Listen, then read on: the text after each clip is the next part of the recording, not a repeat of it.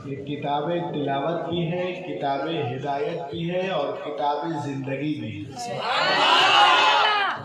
लेकिन हम लोगों में से 80% लोग कुरान पाक उस वक्त पढ़ते हैं जब किसी का इंतकाल हो जाता है। तो ये किताबें ज़िंदगी है, लेकिन हमने उन्हें किताबें मौत समझ रखा है। The Quran this is a book of law. ये कुरान कानून की किताब है। कानून की जितनी बातें हैं कुरान के अंदर है, जितनी बातें हैं वो कुरान हमें अता करता है। अब कुरान शरीफ पढ़ें, मुहद्दिस आज़म गुजरात का जो मिशन है, आप देखेंगे कि कुरान के अंदर नमाज का जिक्र है, रोज़े का जिक्र है। नमाज should be mentioned in this Quran because namaz is the law of Islam. Roza should be mentioned in this Quran because Roza is the law of Islam. Hajj should be mentioned in this Quran because Hajj is the law of Islam. Zakah should be mentioned in this Quran because Zakah is the law of Islam. आप कुरान पढ़ें, देखेंगे कुरान में नमाज का जिक्र होना चाहिए, इसलिए कि नमाज कानून इस्लाम है। अपना काम करते रहें, अपना काम करते रहो ना। आप कुरान पढ़ें, देखें कुरान के अंदर रोज़े का जिक्र है, इसलिए कि रोज़ा भी कानून इस्लाम है। आप कुरान पढ़ेंगे, देखेंगे कुरान के अंदर ज़कात का जिक्र है, इसलिए कि ज़कात का अदा करना भी कानून इस्लाम है। आप कुरान पढ़ेंगे, देखेंगे कुरान में हज का जिक्र है, इसलिए कि हज भी कानून इस्लाम है। तो कानून की जितनी बातें कुरान के अंदर है, ये हमारे लिए उसमें हिदायत है, नजात है। लेकिन गौर करने की बात ये है उससे मुहद्दिसे गुजरात में आने वालों कि जहाँ कुरान में नमाज का जिक्र है, उसी कुरान में हजरत लुकमान का भी जिक्र है। जहाँ कुरान में रोज़े का जिक्र है, उसी कुरान में हजरत मरियम का भी जिक्र है। जहाँ कुरान में ज़कात का जिक्र है, उसी कुरान में असहाबे कहफ का भी जिक्र है। जहाँ कुरान में हज का जिक्र है, उसी कुरान में हजरत ईसा के हवारियों का भी जिक्र है, मुरीदों का भी जिक्र है। जहाँ कुरान में माँ बाप के एहतराम का जिक्र है, उसी कुरान में अल्लाह के वलियों का भी जिक्र है, अल्लाह के नेक बंदों के वाक़यात भी मिलेंगे। The question rises that, सवाल पैदा होता है कि कुरान उनका नाम क्यों ले रहा है? कुरान में अल्लाह के वलियों का जिक्र क्यों है? कुरान में अल्लाह के दोस्तों का जिक्र क्यों है? कुरान में अल्लाह के नेक बंदों के वाक़यात क्यों हैं? तो आइए मैं आपको बताऊं। उर्से मुहद्दिसे गुजरात में आने वालों, कुरान हमसे कह रहा है कि देखो, नमाज पढ़ो, रोज़ा रखो, हज करो, ज़कात अदा करो, माँ बाप का एहतराम करो, झूठ ना बोलो, चोरी ना करो, शराब ना पियो, जुआ ना खेलो, ज़िना के करीब ना जाओ, चीज़ों में मिलावट ना करो, वादा करो तो पूरा करो, सुनो, इबादत करो, रियाजत करो, मगर साथ ही साथ अल्लाह के वलियों का भी जिक्र किया करो, अल्लाह के दोस्तों का भी जिक्र किया करो। तो मालूम हुआ कि अल्लाह के वलियों का जिक्र करना ये सुन्नियों की मनमानी नहीं है, बल्कि मंशए रब्बानी है, मर्ज़िए कुरानी है। लक़द कान फ़ी क़ससिहिम इबरतुल लिउलिल अलबाब। बेशक अल्लाह के नेक बंदों के वाक़यात में अक्ल वालों के लिए इबरत का सामान मौजूद। देखिए आप, पैगामे हुजूर मुहद्दिसे गुजरात। आप कुरान शरीफ पढ़ें, पूरी ज़िंदगी हजरत का यही मिशन था, और आज भी दारुल से यही काम हो रहा है। आप कुरान पढ़ें, कुरान पढ़ें तो गौर करें, ये नहीं कि कुछ भी पढ़ दें। यानी किसी के यहाँ बच्चा पैदा हो, कोई अरे मेरे यहाँ बेटा हुआ है, तो एक साहब ने कहा इन्ना लिल्लाहि व इन्ना इलैहि राजिऊन, गौर ही नहीं किया कि कहे क्या। किसी के कोई मर जाए तो बोले सुभान अल्लाह। पढ़ा तो ठीक है लेकिन अलग अलग है। सुभान अल्लाह वहाँ कहना चाहिए था, इन्ना लिल्लाह अलग वगैरह। तो आप कुरान पढ़े और कुरान में गौर करें। देखिए आप कुरान पढ़िएगा ना तो देखिएगा कुरान पाक में कोहे तूर का जिक्र है। ये कोई बहुत लंबा चौड़ा पहाड़ नहीं है, मगर इस पहाड़ को निस्बत है, लगाव है अल्लाह के नबी हजरत मूसा अलैहिस्सलाम। बोलो बोलो के किनसे निस्बत है इस पहाड़ को? हजरत मूसा अलैहिस्सलाम। हाँ, इस पहाड़ को निस्बत है अल्लाह के नबी हजरत मूसा अलैहिस्सलाम से। लगाव है, जैसे हमको लगाव है मुहद्दिस आज़म गुजरात से, इसलिए उनके ओर से पाक में यहाँ पर हम आए हुए हैं। आगे बढ़े आप कुरान पढ़ेंगे ना तो देखेंगे कि कुरान पाक में चींटी का जिक्र है, क्योंकि उस चींटी को निस्बत है अल्लाह के नबी हजरत सुलेमान अलैहिस्सलाम से। आप कुरान पढ़ें तो देखेंगे कुरान में गधे का जिक्र है। कुरान में गधे का जिक्र है क्योंकि उस गधे को निस्बत है अल्लाह के नबी हजरत उज़ैर अलैहिस्सलाम से, यानी गधा भी निस्बत वाला हो गधा, अरे यहाँ से वहाँ तक बोलो, गधा भी निस्बत वाला हो जाए, लगाव वाला हो जाए तो कुरान उसे भी इज्जत अता फरमा देता है। आप कुरान पढ़ो तो देखोगे कि कुरान में कुत्ते का जिक्र है, कुत्ते का जिक्र है। और क्या कुत्ता है? हुजूर बापू तशरीफ रखते हैं, क्या कुत्ता है जनाब? दुनिया के कुत्ते भौंकते हैं मगर असहाबे कहफ का कुत्ता भौंकता नहीं। कुत्ते दो वजह से भौंकते हैं, जब डरता है तब भौंकता है, जब डराता है तब भौंकता है, मगर असहाबे कहफ का कुत्ता न डरता है न डराता है। तो पता चला कि जब वली का कुत्ता इतना बेखौफ है तो खुद वली कितना बेखौफ होगा।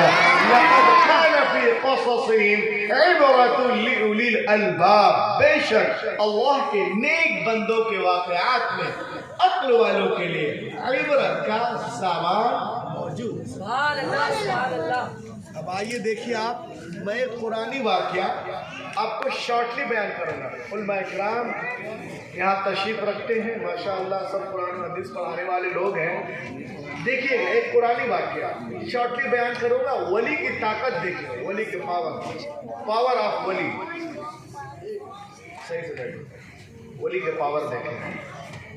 The history of yellow cow and बनी इसराइल, ये 3500 साल पहले का एक वाक़या कुरान में है, वो मैं बयान कर रहा हूँ, मैं कोई नई चीज़ नहीं बता रहा। 3500 साल पहले का एक वाक़या कुरान में सूरतुल बकरा सूरा नंबर 2 आयत नंबर 67 में है। बनी इसराइल में एक शख्स का मर्डर हो गया। मर्डर ठीक है, आप जो बनी इसराइल में, ठीक तो मैं की आवाज़ सही है, हो सकता है मैं पीछे जा रहा हूँ। बनी इसराइल में एक शख्स का मर्डर हो गया। Who is killer? Nobody know. कातिल कौन है कोई नहीं जानता।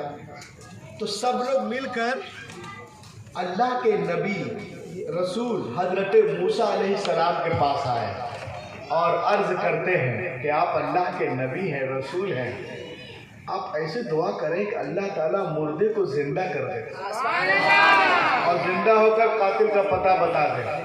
हजरत मूसा अलैहिस्सलाम दुआ करते हैं, अल्लाह ताला क्या इरशाद फरमाता है सुने। वइज़ क़ाल मूसा लिक़ौमिही इन्नल्लाह यअमुरुकुम अन तज़बहू बक़रा क़ालू अतत्तख़िज़ुना हुज़ुवा क़ाल अऊज़ु बिल्लाहि अन अकून मिनल जाहिलीन क़ालू उदउ लना रब्बक युबय्यिन लना मा ही क़ाल इन्नहु यक़ूलु इन्नहा बक़रतुन ला फ़ारिदुन वला बिक्र अवानुन बैन ज़ालिक फ़फ़अलू मा तुअमरून क़ालू उदउ लना रब्बक युबय्यिन लना मा लौनुहा क़ाल इन्नहु यक़ूलु इन्नहा बक़रतुन सफ़रा फाक़िउल लौनुहा तसुर्रुन नाज़िरीन। आप दुआ करें हमारे लिए अपने रब से। हज़रत मूसा कहते हैं तुम एक जानवर हो। मैं जानवर का नाम लेना नहीं चाहता, आपने पढ़ लिया बस समझ जाए, कोई जोरी नहीं की नहीं, क्यों है ना, एक जानवर हो। अब ये लोग बुखरादी करने लगे कि आप हमारे लिए रब से दुआ करें कि उसके औसाफ बताएं, उसका रंग कैसा हो देखने में। अल्लाह ताला इरशाद फरमाता है वो ना बिल्कुल बछिया हो और ना बिल्कुल बूढ़ी हो, बल्कि अवानुम बैन ज़ालिक, दरमियान की हो, जर्द कलर की हो, देखने में खूबसूरत हो, मुसल्लमतुल ला शिया फीहा, चारों तरफ से बेदाग हो, वगैरह वगैरह। और जिस तरह कुरान ने कहा जब वैसे ही जानवर मिल गया, वो चीज़ मिल गई, अल्लाह ने इरशाद फरमाया उसे ज़िब करो, उसे ज़िब करो। लोगों ने ज़िब किया। अल्लाह ताला इरशाद फरमाता है कि उसके बदन से गोश्त का एक टुकड़ा निकाला गया। आगे अल्लाह इरशाद फरमाता है फ़कुल्नज़रिबूहु बिबाज़िहा, यहाँ पर तालवील में है फ़कुल्नज़रिबूहु बिबाज़िहा, मुर्दे को मारो, कज़ालिका युह्यिल्लाहुल मौता व युरीकुम आयातिही लअल्लकुम ताक़िलून। हम ऐसे ही मुर्दों को जिंदा करते हैं और अपनी निशानियां दिखाते हैं ताकि अकल वालों को समझ में आ सके। मुफस्सिरीन कहते हैं कि दुम की जानिब से गोश्त का टुकड़ा निकाला गया, मुर्दे को मारा गया, मुर्दा जिंदा हो गया, कातिल का पता बता दिया। अब सवाल पैदा होता है अल्लाह मुर्दे ही को जिंदा करना था, तेरा नबी उनके दरमियान मौजूद था, वो दुआ करते तू जिंदा कर देता, इतना लंबा चक्कर क्यों? एक जानवर लो, न बिल्कुल बछिया हो, न बुढ़िया हो, दरमियान की हो, जर्द कलर की हो, देखने में खूबसूरत हो वगैरह, इतना लंबा चक्कर क्यों? जवाब मिलेगा मैं अल्लाह हूँ, तुम बंदे हो। I'm Allah, you are servant. मैं अल्लाह, तुम बंदे। I'm creator, your man. मैं तुम्हारे दिमाग को बनाने वाला हूँ। क़यामत तक कुछ ऐसे लोग पैदा होंगे जो औलिया अल्लाह पे एतराज करेंगे, हुज्जत करेंगे, नुक्ताचीनी करेंगे। उनको जवाब कहाँ से मिलेगा? यहाँ से मिलेगा। कैसे मिलेगा? ऐसे मिलेगा। अरे नादान, जब एक मुर्दा जानवर के गोश्त के टुकड़े को मुर्दे पे मारने से मुर्दा जिंदा हो सकता है, तो गौसे आजम की ठोकर से मुर्दा जिंदा क्यों नहीं हो सकता? अरे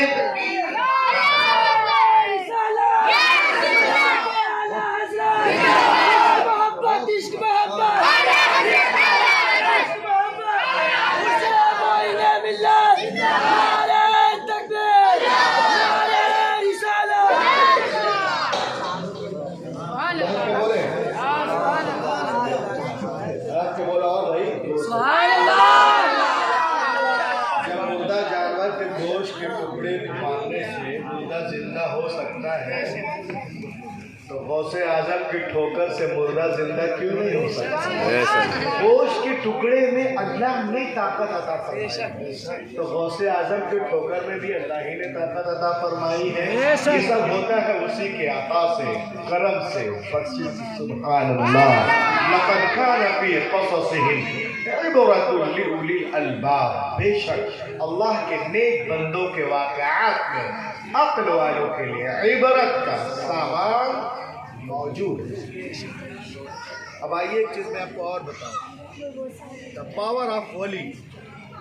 वली की ताकत देखें आप और देखते रह जाए। अल्लाह से in the holy Quran, the power of वली। तीसरा पारा सूरतुल बकरा, सूरा नंबर 2 आयत नंबर 259। अल्लाह से इन द होली कुरान औ कल्लज़ी मर्र अला क़रयतिन वहिय ख़ावियतुन अला उरूशिहा क़ाल अन्ना युह्यी हाज़िहिल्लाहु बअद मौतिहा फ़अमातहु अल्लाहु मियता आमिन थुम्मा बअसह क़ाल कम लबिस्त क़ाल लबिस्तु यौमन औ बअद यौम क़ाल बल लबिस्त मियत आम फंजुर इला तआमिका व शराबिका लम यतसन्ना फंजुर इला हिमारिक वलिनजअलक आयतन लिन्नास वंजुर इला العظام كيف ننشزها ثم نكسوها لحما فلما تبين له قال أعلم أن الله على كل شيء قدير.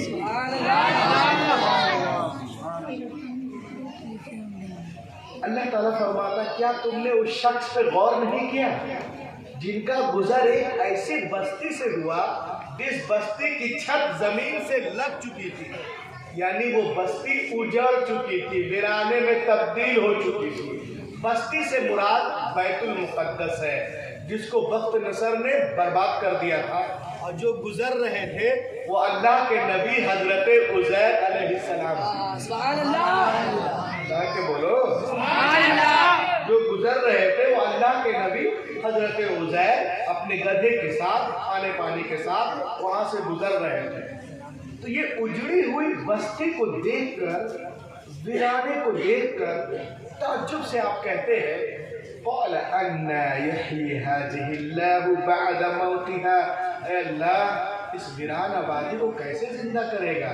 यानी हजरत उज़ैर देखना चाहते थे जिस तरह अल्लाह ताला अंबिया को मुशाहिदा मतलब कराता है हकीकत से, वो देखना चाहते थे कि अल्लाह ताला मुर्दों को कैसे जिंदा करता है। तो अल्लाह ताला ने उनको 100 साल के लिए सुला दिया, 100 साल के लिए, और गधा भी खत्म, और 100 साल के लिए उनको सुला दिया, और उसके बाद अल्लाह ने उनको उठा दिया ताकि उनको मुर्दों को जिंदा करने का तरीका दिखा सके, अपनी निशानियां बता दें। अल्लाह ताला उठाने के बाद फरमाता है कितने दिनों तक सोते रहे। तो चूँकि हजरत उज़ैर जब सोए थे तो ये सुबह का टाइम था, और जब उठे हैं कि ये गुरूब आफ्ताब के वक्त, तो आपने अर्ज किया यौमन औ बाज़ा यौम, एक दिन या उससे कुछ कम हिस्सा। अल्लाह ताला फरमाता क़ाल बल लबिस्त मियत आम, नहीं बल्कि तुम पूरे 100 साल तक सोते रहे। देखो अपने खाने की तरफ जरा नहीं सड़े, देखो अपने खाने पीने की चीज़ों की तरफ जरा नहीं सड़ी, और देखो अपने गधे की तरफ गल सड़ के उसका क्या हाल हो गया। अल्लाह के नबी का खाना जमीन पे 100 साल पड़ा रहा, सड़ा नहीं। अल्लाह के नबी का खाना जमीन पर 100 साल पड़ा रहा, सड़ा नहीं, महका नहीं, गला नहीं। फंजुर इला तामिक व शराबिक लम यतसन्ना, देखो अपने खाने की तरफ जरा नहीं सड़ा, पानी की तरफ। खाने ताम का माना खाना, अरबी में ताम का माना खाना, खाने का माना ताम। तो उर्स मुहद्दिस गुजरात में आने वालों सुनो, जिस तरह नबी का ताम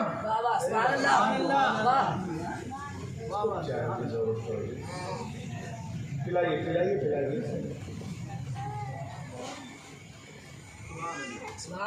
देखो ताम का माना खाना, खाने का माना ताम। तो जिस तरह नबी का ताम जमीन पे नहीं सड़ता, वैसे ही नबी का गुलाम जमीन में नहीं सड़ता। नबी के सदके अल्लाह वली को ताकत अता फरमा देता है। लक़द कान फ़ी क़ससिहिम इबरतुन लिउलिल अलबाब, बेशक अल्लाह के नेक बंदों के वाक़यात में अक्ल वालों के लिए इबरत का सामान मौजूद है। ये देखिए आप कुरान शरीफ मैं पढ़ के सुना रहा था, एक आयत और एक जगह सुने आप। ये देखिए आप 30वां पारा, वली के पावर, वली की अहमियत। 30वां पारा सूरतुल फील, सूरा नंबर 105, आयत नंबर 1, 2, 3, 4, 5। अल्लाह से इन द होली कुरान, बिस्मिल्लाहिर्रहमानिर्रहीम, अलम तरा कैफ फअल रब्बुका बिअस्हाबिल फील अलम यजअल कैदहुम फी तदलील व अरसल अलैहिम तयरन अबाबील तरमीहिम बिहिजारतिन मिन सिज्जील फजअलहुम कअस्फिन मअकूल। अल्लाह ताला फरमाता है, ए हबीब, आपने गौर नहीं किया आपके रब ने हाथी वालों के साथ कैसा सलूक किया? मुराद अब रहा है जो हाथी पर चढ़ करके काबे पे अटैक करने के लिए आया था, क्या उनकी सारी चालें बेकार नहीं कर दी थी? और उन पे गोल के गोल परिंदे छोड़ दिए थे जो उन पर पकी हुई मिट्टी के पत्थर फेंक रहे थे, और जिसपे वो कंकरी गिरती वो ऐसा हो जाता जैसे खाया हुआ भूसा। सुभान अल्लाह। सारे हिस्टोरियन कहते हैं कि एक जहां निशाना लगाया वही कंकरी गिरी, एक कंकरी भी इधर उधर नहीं गिरी। Every historian says about this people, जहां निशाना लगाया वही गिरी। अब मैं पूछता हूँ ऐसे कैसे हुआ? तो वो कहते हैं कि वो अल्लाह के तरफ से भेजा हुआ परिंदा था। सुभान अल्लाह। अल्लाह की तरफ से भेजा हुआ परिंदा अबाबिल था। अब मुझे कहने दो उर्से गुजरात मुहद्दिस गुजरात में आने वालों कि जब अल्लाह की तरफ से भेजे हुए परिंदों का ये आलम है तो उसके नेक बंदों का आलम क्या होगा? परिंदों का ये हाल है तो नेक बंदों का हाल क्या होगा? लक़द कान फी क़ससिहिम इबरतुन लिउलिल अलबाब, बेशक अल्लाह के नेक बंदों के वाक़यात में अक्ल वालों के लिए इबरत का सामान मौजूद है। अब आइए आगे देखें आप, वली कैसा हो, रहबर कैसा हो। आपने मुहद्दिस आज़म गुजरात को देखा है?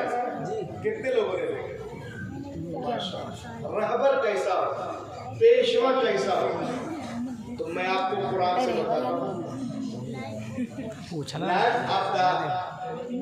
लाइफ ऑफ द प्रॉफिट मूसा, हज़रत मूसा अलैहिस्सलाम की जिंदगी देखें। 19वां पारा बच्चे हो कि बच्चे कुचे हो? कैसे बैठो ना यार, हम कभी डूब जाते हैं, बच के रहे ना। जब देखो वली पेशवा की जरूरत क्यों, वली की जरूरत क्यों, रहबर की जरूरत क्यों? आप सुनिए, आपके दिमाग के बत्ती जल जाए। Life of the Prophet Musa, the light of Quran, 19वां पारा, सूरह शुआरा, सूरह नंबर 26, आयत नंबर 52। वअौहैना इला मूसा अन अस्रि बिइबादी इन्नकुम मुत्तबऊन। अल्लाह फरमाता है हमने मूसा की तरफ वही भेजी, ऐ मूसा मेरे बंदों को लेकर रातों रात वहां से रवाना हो जाओ। बनी इसराइल जो है ना, बरसा बरस से जुल्म की चक्की में पिसी जा रही थी फिरौन के हाथ। अल्लाह ताला फरमाता मेरे बंदों को लेकर निकलो, यकीनन तुम्हारा पीछा किया जाएगा। और ठीक हजरत मूसा अलैहिस्सलाम जब अपने मानने वालों को लेकर निकल गए और फिरौन को पता चला, फ़अतबअूहुम मुशरिकीन, सूरज निकलने के बाद ये भी अपना खूनी लश्कर लेकर पीछे पीछे चल पड़ा हजरत मूसा के कौम को पकड़ने के लिए। अब देखिए आप यहाँ पर होता क्या है, तब दोनों जत्थे एक दूसरे से करीब आ गए। कुरान पाक में है, ये उलमा किराम पढ़ाते हैं, आपको बताएंगे। आगे आगे हजरत मूसा की कौम, पीछे पीछे फिरौन का खूनी लश्कर। अल्लाह से इन द होली कुरान, फलम्मा तरा अल जमआन, अब ये मद गुन्ना इत्फा वगैरह जो हम और मद्दे लाजिम वगैरह पढ़ते हैं तो इसके असरात हैं तिलावत में। लोग बोलते ही सब क्या करते हैं। अब देखिए अगर कोई पढ़े फलम्मा तरा अल जमआन तो समझे में नहीं आएगा कि क्या बात हो रही है। फलम्मा तरा अल जमआन, जब दोनों जत्थे एक दूसरे के करीब आ गए, जब दोनों जत्थे एक दूसरे के करीब आ गए तो हजरत मूसा के मानने वालों ने देखा, अरे फिरौन को खूनी लश्कर पीछे, आगे दरिया, अरे अब हम क्या करें, अब तो हम पकड़े जाएंगे। कौल अस्हाब मूसा इन्ना लमुद्रकून, लोगों ने कहा मूसा आपने हमें पकड़वा दिया, अब हम क्या जाएं, कहाँ जाएंगे? आगे दरिया, पीछे फिरौन का खूनी लश्कर, अब तो हम पकड़े गए, मारे गए, हमें कोई नहीं बचा सकता। हजरत मूसा सुनते रहे, सुनते रहे, सुनते रहे, सुनते रहे। फरमाया कल्ला, सुभान अल्लाह, कल्ला, हरगिज़ नहीं, इन्ना मइया रब्बी सयहदीन, यकीनन बेशक हमारा रब हमें रास्ता देगा। तो ये आयत उसी वक्त के लिए नहीं है, क़यामत तक के लिए है। सुभान अल्लाह, की जरूरत नहीं, अल्लाह पे भरोसा करे, अपने अमाल को सही करे, यकीनन हमारा रब हमें रास्ता देगा इंशाअल्लाह। तो जो रहबर होता है ना, ये बेखौफ होता है, पीछे चलने वाले तो खौफ में रहते हैं, रहबर हमेशा बेखौफ होता है।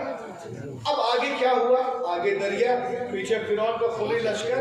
अल्लाह से इन द होली कुरान सूरत अश-शूरा, सूरा नंबर 26 आयत नंबर 67, फ़अवहैना इला मूसा अन इज़रिब बिअसाकल, सुभान अल्लाह, मूसा लाठी मारो पानी पर, दरिया पर। आप मारते हैं, दरिया फट गया, सुभान अल्लाह, हर हिस्सा पहाड़ की तरह खड़ा हो गया। अरे बोलिए सुभान अल्लाह, हर हिस्सा पहाड़ की तरह खड़ा हो गया। उन हिस्सों के दरमियान खुश के रास्ते बन गए, सुभान अल्लाह, हिस्सों के दरमियान खुश के रास्ते बन गए। हजरत मूसा अपनी कौम को रिवायत के मुताबिक 6 लाख। अब देखिए आप तजवीज़, वअनजैना मूसा वमन मअहू, मद्दे मुनफसिल, वमन मअहू, ये नहीं कि खुद निकल गए, 6 लाख लोग, वमन मअहू, सुभान अल्लाह, वमन मअहू अजमईन, पूरी कौम को लेके निकल गए। उसके बाद उसके वअज़लफ़ना थम्मल आखिरीन वअनजैना मूसा वमन मअहू अजमईन। और जब फिरौन पहुंचा पानी के पास, तो वो पानी जो नबी के एहतराम पे हाथ बांधे खड़ा था, जैसे ही फिरौन लश्कर के साथ पहुंचा, तुम अग़रक़ना आखिरीन, एहतराम खत्म, पानी आपस में गले मिल गया, फिरौन लश्कर समेत डूब गया, गर्क हो गया। अब सुनो, उर्से मुहद्दिस गुजरात में आने वालों, फिरौन की तरफ भी कुछ लोग थे जो कह रहे थे फिरौन मूसा को ना सताओ, वो नेक है, मगर चले गए गलत रहबर के साथ। सुभान अल्लाह, सुभान अल्लाह, But gone with the wrong leader, but gone with the wrong leader, चले गए गलत आदमी के साथ। ठीक थे मगर चले गए गलत रहबर के साथ। तो कुरान हमें बता रहा, तवज्जो चाहूंगा कि ऐ लोगों, अगर तुम नेक भी हो, रहबर बुरा हो, सुभान अल्लाह, रहबर बुरा हो, सवा हो, नजात खतरे में है। अब तुम अगर बुरे भी हो, रहबर अच्छा हो, सुभान अल्लाह, नेक हो, ये नजात यकीनी है। अल्हम्दुलिल्लाह हमारा रहबर गौसे आज़म है, सुभान अल्लाह, मोइनुद्दीन है, निज़ामुद्दीन है, कुतुबुद्दीन है, फरीदुद्दीन है, अलाउद्दीन है, बदीउद्दीन है, ताजुद्दीन है, आला हजरत है, मुफ्ती आज़म हिंद है, हाफिज़ मिल्लत है, सुभान अल्लाह, मिल्लत है, सुभान अल्लाह, मिल्लत है, सुभान अल्लाह, शरीया है, मुहद्दिस गुजरात है। इसलिए हमारी नजात यहाँ भी है, वहाँ भी है। लक़द कान फी क़ससिहिम इबरतुन लिउलिल अलबाब, बेशक अल्लाह के नेक बंदों के वाक़यात में अक्ल वालों के लिए इबरत का सामान मौजूद है। अब एक चीज जो मैं आपको दिखाने जा रहा हूँ ना, इसको आप कभी जिंदगी में नहीं भूलेंगे, मुझे भूल जाएंगे मगर उसको नहीं भूलेंगे। देखिए, कुछ लोग कहते हैं हमें वली की जरूरत नहीं है, हमें रहबर की जरूरत नहीं है। मैं कहता हूँ बगैर रहबर के तुम बेटा एक दीवार नहीं बना सकते। देखिए, You may have seen this is a building construction. गौर से देखें, आप जब बिल्डिंग बनाते हो और जब दीवार बनाते हो तो दीवार को चेक करने के लिए एक साहोर लटका है।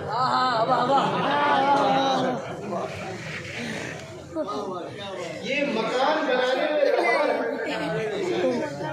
ये मकान बनाने में रहबर है, बगैर इसके आप दीवार नहीं बना सकते। तो ऐ लोगों, जब एक दीवार बगैर रहबर की सीधी नहीं हो सकती, तो जिंदगी की इतनी लंबी दीवार बगैर रहबर के कैसे सीधी हो सकती है?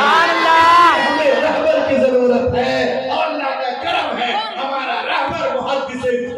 सुभान अल्लाह, अल्लाहू अकबर, या रसूल अल्लाह, जिंदाबाद, आला हजरत, आला हजरत, जिंदाबाद, अल्लाहू अकबर, या रसूल अल्लाह।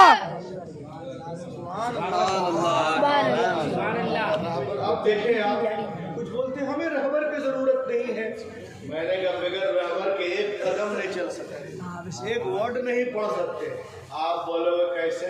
मैं कहूँगा ऐसे। देखिए, आप जब तस्बीह पढ़ते हैं तो तस्बीह में 2 बड़े दाने होते हैं।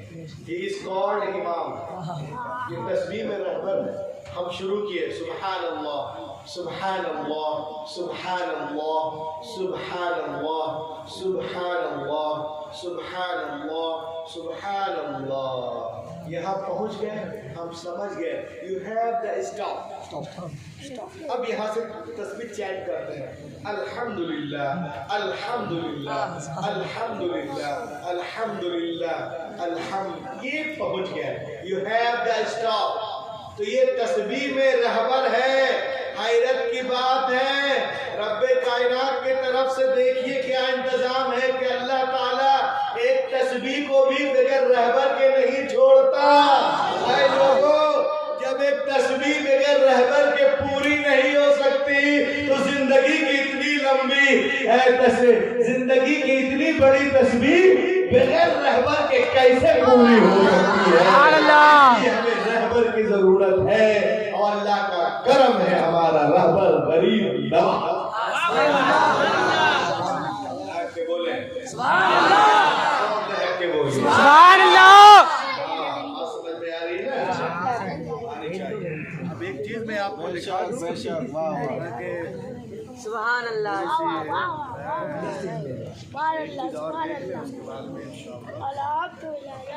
के बोले सुभान अल्लाह। कुछ लोग कहते हैं वली की या आप लोग क्या लगाए रहते हैं, ये वो वगैरह वगैरह। आइए मैं आपको दिखाता हूँ। मौलाना कहाँ जा रहे हैं? हमारे मोहतरम अजीज दोस्त हमारे बिस्मिल्लाह साहब और शहजादा मुहद्दिस गुजरात तशरीफ ले आए हैं। आइए, और बिल्ला में पढ़ दिया, बिस्मिल्लाह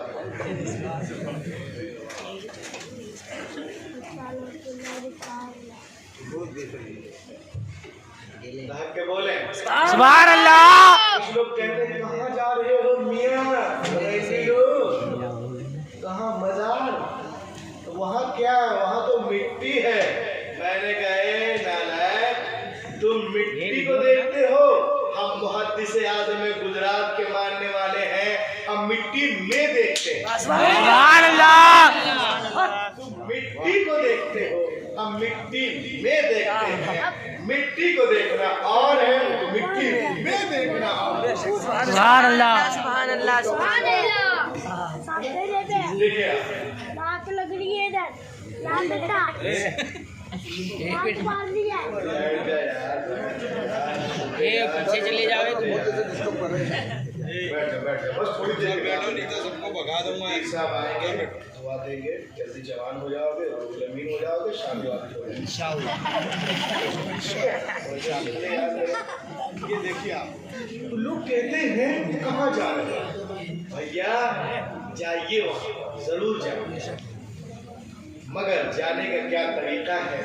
इंशाअल्लाह उस तरीके के साथ जाए। दिल से वास्ता बनाए, वसीला बनाए, इंशाअल्लाह ताला आप यहाँ भी मुस्कुराते रहेंगे, वहाँ भी मुस्कुराते। बेशक, सुभान अल्लाह। देखिए आप, एक अंग्रेज जो है, अंग्रेजों का अकीदा कैसा होता है। वो कुरान शरीफ पढ़ रहा था, 19वां पारा सूरतुल नम्ल, सूरा नंबर 26 से पहले 25 सूरतुल नम्ल, इसके बाद सूरतुल शोरा। यहाँ पर हुफ़ाज़ किराम होंगे, तो वो कुरान शरीफ पढ़ रहा है। एक दिन पढ़ा कुरान, इसमें देखा एक आयत है, और लदी रिंदहु इल्मुम मिनल किताब अना आतीका बिही क़ब्ल अन यरतद्द इलैका तर्फुक फलम्मा रआहु मुस्तक़िर्रन इंदहु क़ाल हाज़ा मिन फ़ज़्लि रब्बी लियब्लुवनी अअश्कुरु अम अकफुर वमन शकर फ़इन्नमा यशकुरु लिनफ्सिही वमन कफ़र फ़इन्न रब्बी गनिय्युन करीम। सुभान अल्लाह। उसने देखा कि कुरान में लिखा हुआ है कि तख्ते बिल्कीस का तख्त यमन से बैतुल मुक़द्दस पलक झपकने से पहले आ गया। वाह वाह, सुभान अल्लाह। उसने कहा कि कुरान में लिखा है पलक झपकने से पहले बिल्कीस का तख्त आ गया, ये कुरान में लिखा है तो बिल्कुल सही है। ये देखिए, अब मैं आपको एक चीज बताता हूँ, distance between Yemen to Palestine, distance between Yemen to बैतुल मुक़द्दस, ये तख्त कहाँ है? यमन में, मकाम सना के पास। हज़रत सुलेमान कहाँ है? फिलिस्तीन में, बैतुल मुक़द्दस में। वहाँ से यहाँ पलक झपकने से पहले कैसे आया? 80 गज लंबा, 40 गज चौड़ा तख्ते बिल्कीस, कुरान में लिखा है। अल्लाहु अकबर। 80 गज लंबा, उलमा किराम फरमाते हैं 80 गज लंबा, 40 गज चौड़ा बिल्कीस का तख्त आया कैसे? पलक झपकने से पहले। अगर बाय एयर लाते तो 3 घंटा, अब बाय सी आए तो 3 दिन, बाय रोड आए तो 30 घंटा, अब बाय ट्रेन आए तो कम से कम 30 घंटा। पलक झपकने से पहले कैसे आ गया? वो बहुत परेशान था। उलमा किराम के पास गया तो उलमा ने फरमाया कि तुम चले जाओ लाहौर, वहाँ बड़े बड़े उलमा मशाइखीन खानका है, तुम्हारा मसला हल हो जाएगा। चला आया, मगर जिसके साथ आया था ना, उसका पजामा बहुत उठा हुआ, यहाँ तक खारजियों के तरह पजामा तो उठा होने चाहिए, इससे ऊपर, इसमें तो कोई मतलब कलाम ही नहीं है, मगर इतना भी ना उठा बिल्कुल खारजी हो जाए। तो अब देखें आप, आया उसके साथ तो कभी इधर ले जाए, कभी उधर ले जाए, कभी जिधर ले जाए, कभी उधर ले जाए। तो उन लोगों ने बताया कि कैसे आ गया बिल्कीस का तख्त पलक झपकने से पहले। 2256 किलोमीटर, क्या डिस्टेंस है? 2256 किलोमीटर। बाप रे, इतनी दूरी से पलक झपकने से पहले 80 गज लंबा, 40 गज चौड़ा कैसे आ गया? तो वहाँ के उलमा ने बताया कि जो काम अक्ल इंसानी से बाहर हो, किसी वली से हो जाए, उसे करामत कहते हैं, और नबी से हो तो मौजज़ा कहते हैं। कायल करने की कोशिश की मगर उसको बात समझ में नहीं आई। बहरहाल वो बिल्कुल मायूस हो गया, बोला अब हम नहीं रहूँगा लाहौर, हम जाऊँगा लंदन। तैयारी करने लगा। तो लोगों ने कहा एक काम करो, उतने दूर से आए हो तो ज़रा सा लाहौर घूम लो। हाँ भैया, वो लाहौर घूमने लगा। अब देखे होता क्या है। तो उठना भैया, इधर आना, इसको ऐसे करके पकड़ो, ऐसे उठा कर, हाथ उठा कर, हाँ ऐसे उठा कर रखना। वहाँ के लोगों ने एक कार बुक किया, कहा चलो लाहौर घुमा रहे। अब वो कार में बैठे, अब उसको घुमा रहे। देखो ये शाही चबूतरा है, ये शाही किला है, ये शाही मस्जिद है, ये अनारकली बाजार है, वगैरह वगैरह कार से। अब जैसे उनकी गाड़ी पीरे कामिल बादशाह तरीक़त हज़रत दाता अली हजवेरी के मज़ार पाक के सामने से गुजरी, बहुत पुराने बुजुर्ग हैं, जब पर्दा कर गए तो इनके पर्दा करने के 5 साल बाद गौसे पाक दुनिया में तशरीफ लाए। समझे? दाता अली हजवेरी, बहुत पुराने बुजुर्ग, पाकिस्तान में रहते हैं। तो जैसे उनकी गाड़ी इनके सामने से गुजरी तो उसने कहा stop the car, stop the car, stop the car, car रोको, कार रोको। लोगों ने कहा व्हाट इज द मैटर, क्या बात है? कहा कि what is this, what is this, वो क्या है? तो उन लोगों ने कहा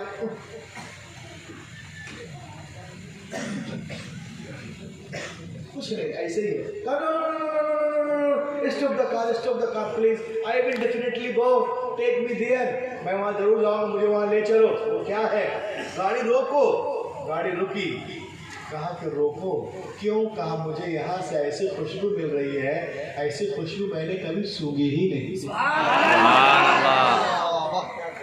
देखिए आप, ऐसे खुशबू कि मैंने कभी सूंघी ही नहीं। तो लोगों ने कहा अरे मेहमान है यार, ले चलो। गाड़ी रुक गई और अंग्रेज को ले गए। जैसे मेन गेट पे पहुंचा ना तो देखा एक बुजुर्ग खड़े हैं, उनके एक हाथ में केतली है और एक हाथ में कप, और वो पूछते हैं बेटे चाय पियोगे?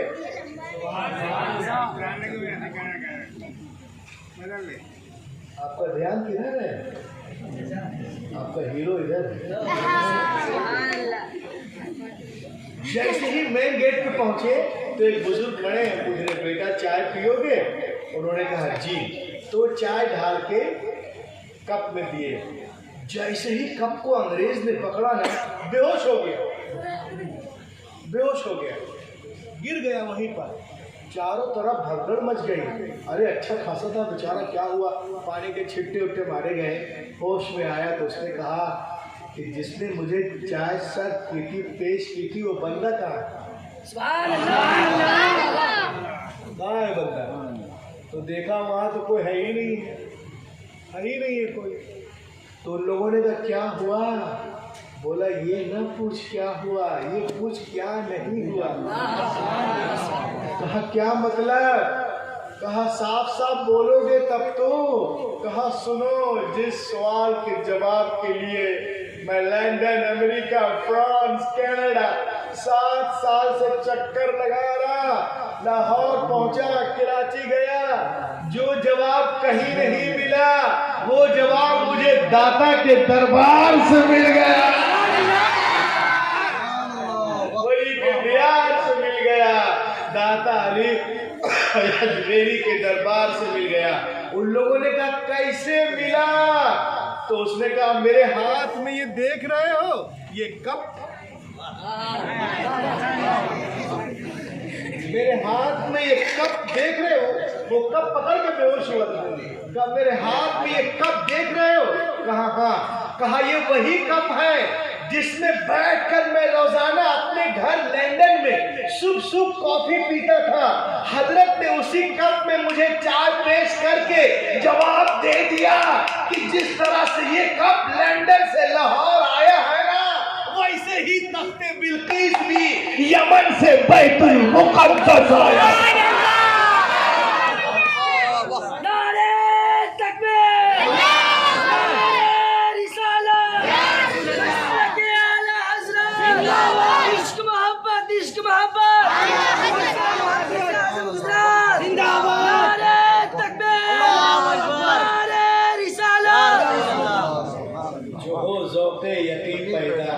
कट जाती है जंजीरें, निगाहे मर्दे मोमिन से बदल जाती है तकदीर। भाग के बोले सुभान अल्लाह। तो देखिए मेरे गौस वलियों के वली हैं, सुभान अल्लाह। तो अब देखें आप, उसने कहा सुनो, जिसको जहां जाना है जाए, मुझे कहीं नहीं जाना। मेरा सवाल जो था वो जवाब यही मिला, अब मैं यही रहूंगा। उसने कलमे का ऐलान कर दिया, मुसलमान हो गया, अब वहीं रहने लगा, वहीं पर इंतकाल हुआ, वहीं तदफीन हुई और वहीं पर दफन भी हुए हैं। जिनको देखना हो चले जाए। जो लंगर खाना है हज़रत दाता अली हजवेरी का नीचे हौज के बगल से वहीं पर वो लेटे हुए हैं और सिरहाने पे जो पत्थर है उस पत्थर पे लिखा हुआ है। क्या लिखा है सुनिए। मरकद फारूक अहमद, उनका नाम था लिनॉर्ड इंग्लिस्तानी। जब कलमा पढ़े तो नाम कर दिया फारूक अहमद। जो बोलता हूँ वो दिखाता हूँ, ये फोटो कॉपी है वहाँ से। फारूक अहमद लिनॉर्ड इंग्लिस्तानी, तारीख़ विलादत 10 रबीउस्सानी 28 फरवरी 1903 बरोज़ जुमा, और इस्लाम लाए 7 सितंबर को 1936 और तारीख़ वफ़ात 29 सफ़र 3 फरवरी 1945। इन्ना लिल्लाहि व इन्ना इलैहि राजिऊन। तो देखें आप, बाजारात पे सब जाते हैं, सब चादर चढ़ाते हैं, एक डिस्टेंस है, हमें कैसे जाना है, वहाँ किस तरह रहना है, वहाँ की क्या आदाब है वगैरह। कि जब उलमा किराम से आप करीब होंगे तब पता चलेगा। तो सब लोग जाते हैं, मगर खुशबू किसको मिली? दिल लगाने की बात है। तो जितना दिल लगाएगा इंशाअल्लाह वो उतना पाएगा। कट जाएंगे अय्याम मेरे तिश्ना नबी के, मैं खाना सलामत रहे बरसात भी हो। जो बुजुर्गाने दीन दुनिया में आए हैं तमाम, इनके आने का मकसद क्या है? इनके आने का मकसद ये है, ये लोग क्या है? ये लोग अल्लाह के जिक्र की चाबी हैं। न जाने कितने बंद दिलों के तालों को खोलकर अल्लाह की नूर से रोशन कर, है ना? तो उनके आने का मकसद ये है कि हमारा दिल नूर इलाही से भर जाए और सजदे में हमारा सर जाए। वो क्या है? नमाज। लाग के बोलिए, व्हाट इज नमाज? What is the benefit of नमाज? नमाज क्या है? नमाज का फ़ायदा क्या है? मुहद्दिस गुजरात की ज़िंदगी देखे आप, वो तकवा परहेज़गारी माशाअल्लाह पूरी दुनिया में शोहरा है। अब मैं आपको एक चीज़ बताता हूँ, इंशाअल्लाह आप इसको सुने और देखें। ये देखिए, बस ये बताइए, ये जो हमारी बॉडी है, हमारी आपकी जो बॉडी है, इस बॉडी का कंट्रोलर कौन है? बॉडी को कंट्रोल कौन करता है? ब्रेन। अब ब्रेन को कौन कंट्रोल करता है? ब्रेन को कंट्रोल सजदा कर, नमाज करता है, नमाज करती है। ये किसने बताया? मुहद्दिस गुजरात। कौन कंट्रोल करती है नमाज को?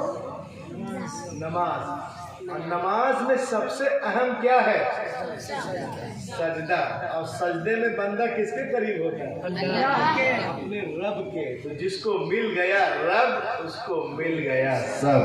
उसी को बताने के लिए गौसे आजम आया, निजामुद्दीन आया, कुतुबुद्दीन आया, फरीदुद्दीन आया, अलाउद्दीन आया, बदीउद्दीन आया, ताजुद्दीन आया, आला हजरत मुफ्ती आज़म हिंद, हाफ़िज़ मिल्लत, कुरान मिल्लत, मुजाहिद मिल्लत, सदरुल शरिया, सदरुल तरीक़ा, ताजुल शरिया, मुहद्दिस आज़म गुजरात और जितने पुराने उद्दाम हैं, इसीलिए आए हैं ताकि हमारा दिल नूर इलाही से भर जाए और सजदे में हमारा सर। इंशाअल्लाह नमाजों की पाबंदी करेंगे ना, हाथों को उठाएं इंशाअल्लाह। जलसे में आने का फ़ायदा ये होना चाहिए। सुनकर क्या फ़ायदा जब उस पर अमल ही ना हो? देखिए आप, आज की मेडिकल साइंस कहती है, आपको मालूम है अभी जापान में नमाज पे लोग रिसर्च किए हैं, जिस इबादत को सबसे ज़्यादा पसंद किया गया वो इबादत नमाज थी। नमाज के नाम पे बोलो सुभान अल्लाह। सबसे ज़्यादा जिस इबादत को अप्रिशिएट किया गया वो इबादत कौन सी थी? नमाज। और मेडिकल साइंस कहती है कि नमाज जैसी दुनिया में नमाज जैसी कोई इबादत नहीं।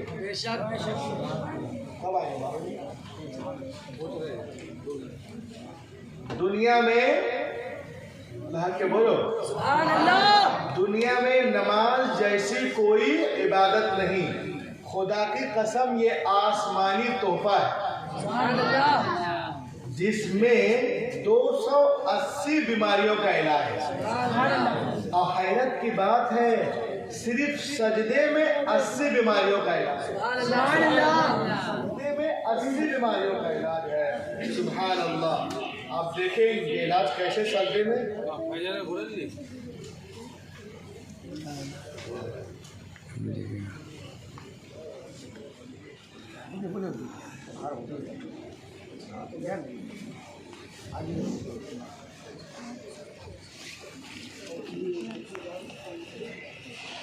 सजदे में कितने बीमारियों का इलाज है?